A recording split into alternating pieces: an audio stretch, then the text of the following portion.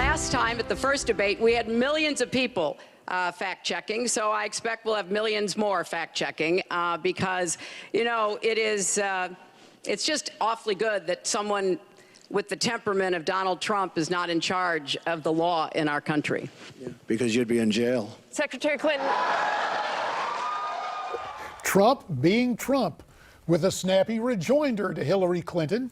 Almost has me losing my voice. With Miranda Kahn and John Bogman, J.D. Hayworth with you as our Newsmax TV debate coverage continues. You've been calling in at 1-877-NEWSMAX, 1-877-639-7629. First up, from the Garden State of New Jersey, Mahwah to be precise, Kenneth is on the line. Hi, Kenneth.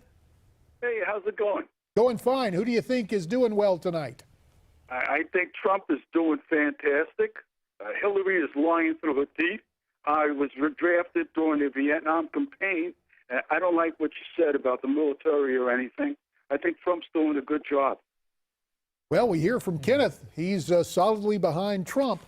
And John Bogman, you were saying the battle lines are pretty much drawn in this. For the folks that we're going to hear from, I know there are a lot of independent voters out there who aren't as likely to weigh in and provide their opinion on these types of elections. But I talked to a lot of people, and as I was just saying, nobody is excited. I'm yet to meet anyone outside of the campaigns who is very excited about voting for their candidates, aside from pundits and the type. But normal people you talk to them at the grocery store, the gas station, nobody's too excited about voting this election cycle.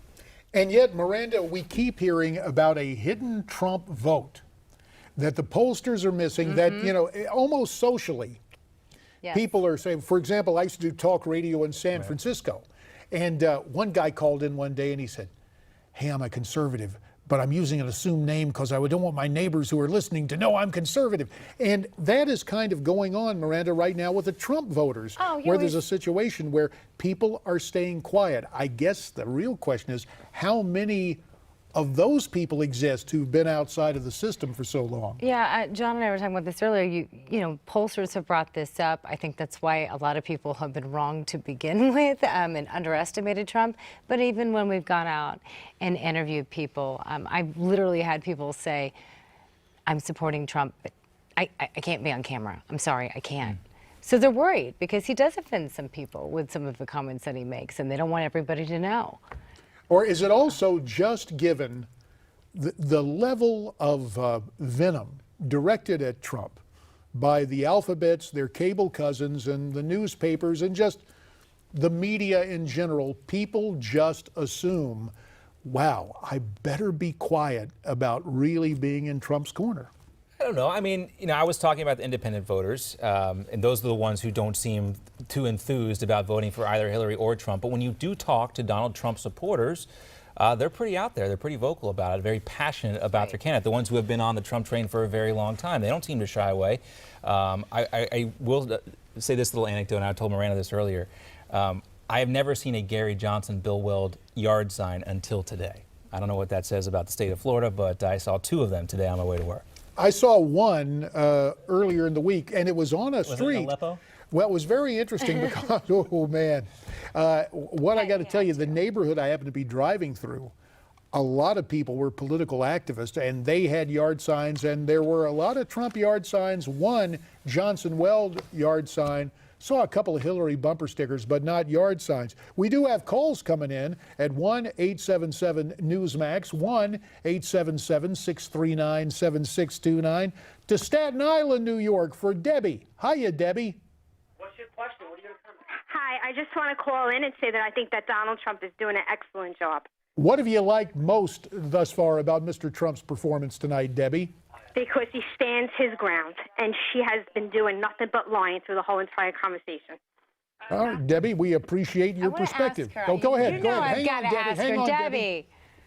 Woman to woman, I have to ask you, you know that he had to answer that question about this leaked audio tape. I just want to get your... I have absolutely no concern about what he did 11 years ago.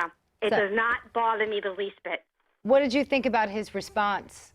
I think it was honest. He apologized. It was two men talking privately in a bus.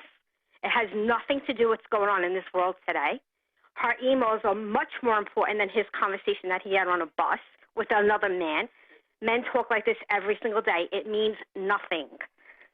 And Debbie, let me ask you this, there's more because important things in life right now to worry about than Donald Trump talking on a bus with another man. and Debbie, since Donald Trump brought back the Bill Clinton accusations, do you think that is relevant in today's? That happened even more than 11 years ago. Let's get into that right now.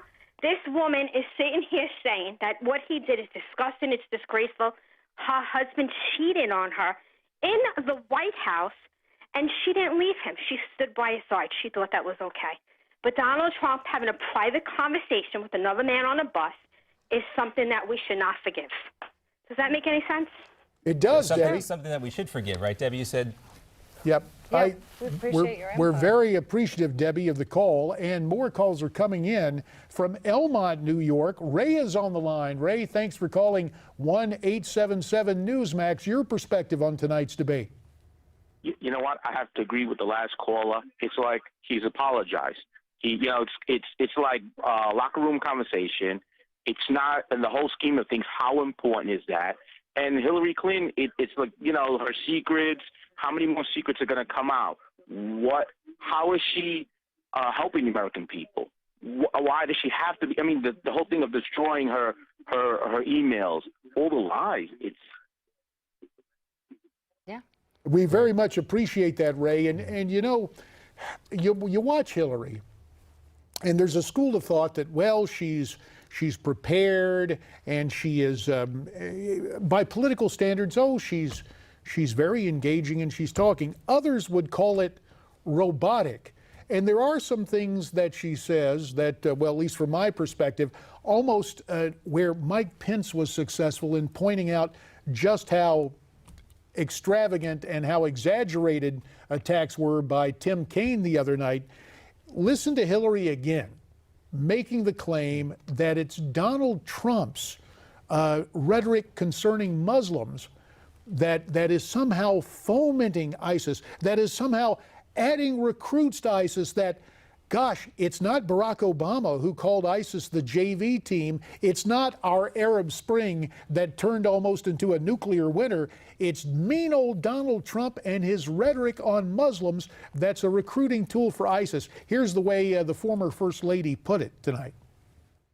What Donald Trump says about Muslims is used to recruit fighters because they want to create a war between us. And the final thing I would say, this is the 10th or 12th time that he's denied being for the war in Iraq. We have it on tape. The entire press corps has looked at it. It's been debunked, but it never stops him from saying whatever he wants to say. Has not been debunked.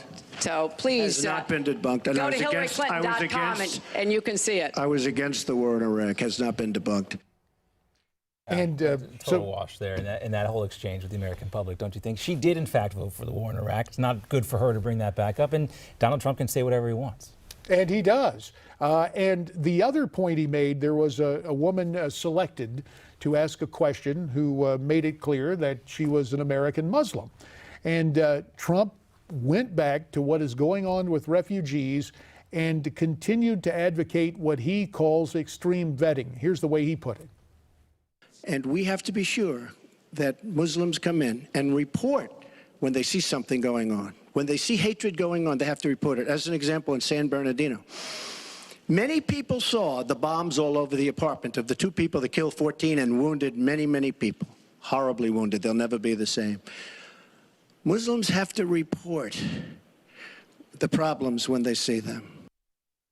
And so what Trump says there, in the fact that he was courteous to the woman, but he went right over to her and basically asked, look, and I just got something from my old friend Zuhdi Jasser, who obviously is a practicing Muslim, former Navy officer, and talking about some of the things going on in this campaign. But the point is, Zuhdi is a guts-up American who happens to be Muslim and doesn't call discrimination at the drop of a hat. Tell you what, let's go to another call at 1-877-Newsmax. Axel is on the line from Miami. Hiya, Axel.